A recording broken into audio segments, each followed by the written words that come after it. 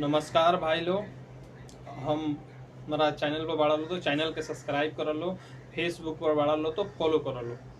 और ये देखो लो कितना बढ़िया डांस वीडियो बा।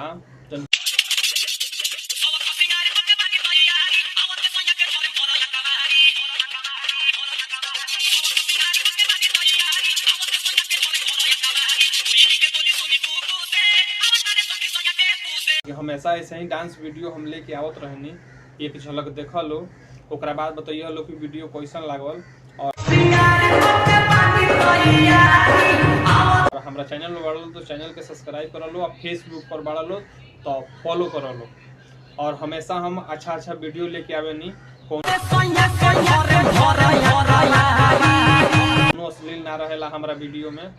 और वीडियो देख लो, एंजॉय लो, देख लो ये कितना बढ़िया वीडियो बा।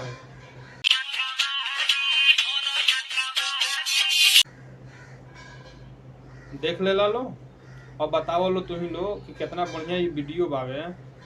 हम ऐसे ही वीडियो लेके आवत रहे, इनकर सबसे ज्यादा वीडियो वायरल होत रहा, से हम ये वीडियो को उठा के दिखाओ तनी रुआ सकते। अगर हमारा चैनल पर आ गई बनी तो सब्सक्राइब जरूर करी, अपना दोस्तन में शेयर जरूर करी। हमेशा हम ऐसे ही वीडियो लेके आवत रहे।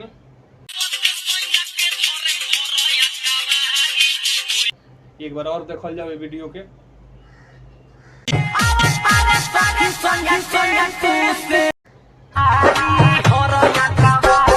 कितना बढ़िया वीडियो लगे। ऐसा ही हम वीडियो लेके आवत रहनी, देखल जाओ। ये एगो मनोरंजन के टाइप में वीडियो हम बनावे नहीं।